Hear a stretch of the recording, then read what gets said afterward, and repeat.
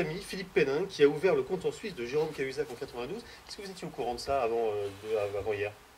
Bah non, il m'a informé de ça quand M. Cahuzac a avoué l'existence de ce compte en banque. Mais euh, encore une fois, moi je ne comprends pas le débat, parce que j'ai vu la multiplication des articles. Alors, C'est surprenant quand même. à part tenter de faire une diversion pour essayer que les yeux se tournent ailleurs que sur la responsabilité des uns et des autres, on me reproche quoi exactement d'être ami avec quelqu'un qui n'a rien à se reprocher? À vous rien, mais peut-être Philippe Pénin qu'aurait-il pu en parler à la justice un petit peu plus tôt lorsqu'il a appris Monsieur, l'existence de l'enregistrement, par il exemple. était avocat. Hmm. Vous savez, quand on a un client, on est tenu par le secret professionnel. Mais encore une fois, ouvrir un compte à l'étranger n'est pas un délit. Ce qui est un délit, c'est d'y mettre des fonds que l'on ne déclare pas. Par conséquent, je trouve que cette polémique, non seulement n'a pas lieu d'être, mais je vois bien, encore une fois, quelle est la manipulation politique qui est derrière, qui consisterait à tenter d'éclabousser Marine Le Pen, dont la veste est immaculée, ce qui n'est pas le cas des autres, hein, pour tenter de faire croire que par amalgame, de près ou de loin, peut-être elle aurait quelque chose à voir. Bon, je n'ai évidemment rien à voir dans cette affaire, je n'ai aucune responsabilité, j'ai les amis que je veux, y compris évidemment chez les avocats, et c'est un peu normal compte tenu du parcours qui a été le mien, puisque j'ai été moi-même avocat. Hier, c'est Pierre Moscovici dont les oreilles ont beaucoup sifflé, notamment à l'Assemblée nationale. Est-ce que d'après vous, il essayait de couvrir son ministre? Ce qui est important, je crois, de savoir, c'est quelle est la question qui a été posée aux autorités bancaires suisses par le ministère des Finances. Parce que c'est vrai qu'on peut s'étonner tout de même que M. Moscovici ait participé à rendre publique une information qui semblait, en tout cas clairement, blanchir M. Cahuzac, en disant, eh bien, l'information est revenue, M. Cahuzac n'avait pas de compte. Ce que M. Moscovici a omis de dire, volontairement ou involontairement, mais ça paraît tout de même étrange compte tenu du poste qui est le sien, c'est que cette information qui était revenue de Suisse ne portait que sur 2006-2013. Bon, alors a-t-il voulu couvrir son ministre? Ben, écoutez, je pense que l'enquête le déterminera, non?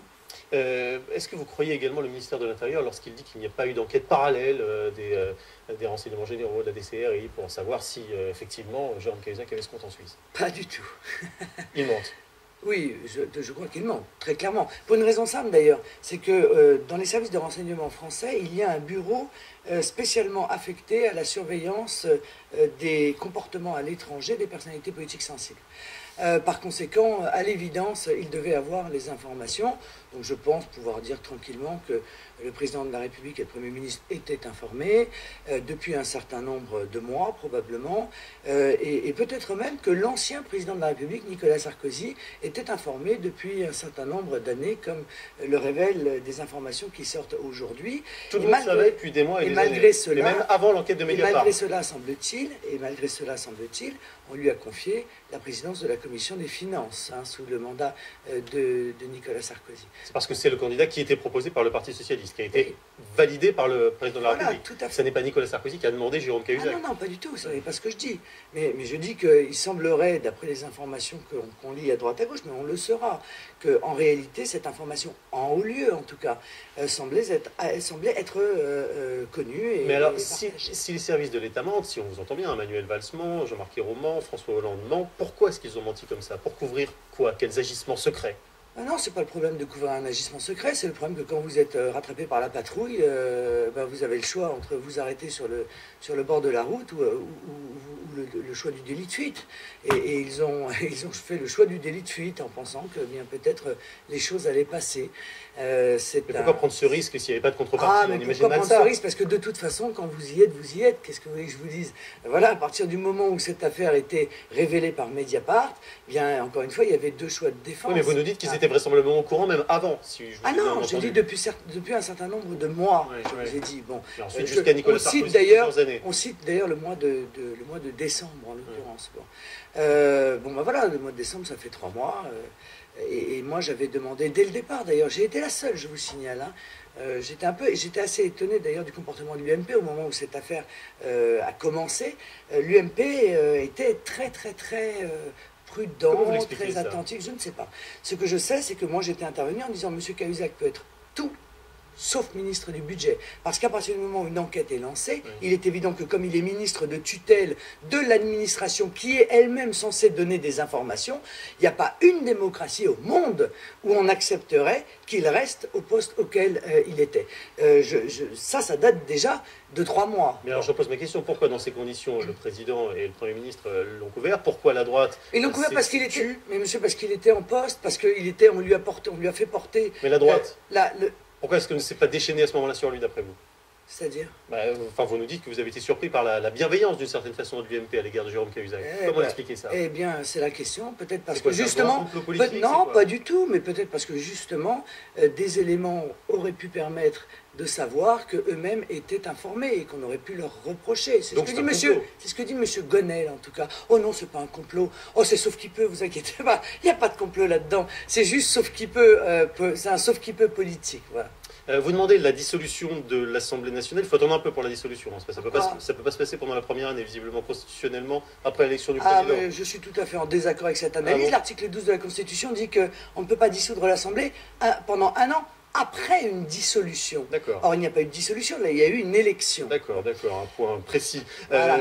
Quand on demande une dissolution, ça veut dire, en gros, tout le monde est pourri, quoi. Tout le monde est amené dans le même sac. Ah bon, non, ça veut dire qu'on a confiance dans le peuple. Je crois qu'à un moment donné, comment on sort par le haut d'une affaire telle que celle-là? Comment on sort par le haut de la multiplication de ces affaires, de ces accusations, et évidemment de cette rupture de confiance avec le peuple français, qui en est la conséquence directe? Mais écoutez, c'est de tout remettre à plat. Voilà, c'est de redonner la parole au peuple, parce que je crois que c'est la seule sortie par le haut possible, rendre la parole au peuple, réorganiser des élections et permettre au peuple de renvoyer à l'Assemblée nationale les élus qui leur apparaissent ne pas avoir trempé dans telle ou telle responsabilité dans ce domaine. Je pense que c'est la seule, honnêtement, proposition qui tienne la route, beaucoup plus à mon sens que le remaniement que réclame l'UMP. On a l'habitude d'entendre dans ce genre d'affaires ou de cas, c'est le Front National qui en profite. C'est vrai ou pas? C'est-à-dire que le Front National, il faut bien le dire, apparaît comme étant celui qui est tête haute et main propre, et donc peut-être... Des affaires dans votre camp aussi, il y a eu des condamnations déjà, il y a eu... Enfin, vous n'avez pas été... Le Front National n'a pas été épargné dans son histoire par les problèmes avec la justice. Le Front National n'a jamais été mis en cause, jamais été mis par le fisc, jamais été mis en cause, jamais. Vous entendez? Dans aucune affaire, jamais. Voilà. Votre père n'a pas eu de problème avec le fisc, par exemple? Non mais attendez, ce sont des affaires personnelles et les débats avec le fisc, permettez-moi de vous dire que peut-être qu'un jour vous en aurez. Bon, ils sont débattus et ils se sont beaucoup battus. C'est vrai qu'il a eu 12 contrôles fiscaux. C'est en général ce qui est réservé aux adversaires politiques dans les grandes démocraties telles que la France. Il n'a jamais fraudé le fisc?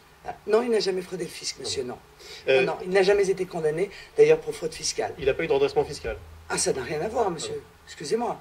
Lorsqu'on est en bataille avec le fisc, on peut être en bataille avec le fisc. Je crois qu'il y a beaucoup de contribuables français qui le sont en bataille avec le fisc. Surtout, encore une fois, monsieur, lorsque vous êtes un opposant politique. Vous en avez beaucoup plus de contrôles fiscaux que quand vous êtes un ami du pouvoir. Ça aussi, peut-être, ça mériterait d'être mis sur la table. Marine Le Pen qui demande à ce que tout soit mis sur la table ce matin sur LCI. Merci beaucoup.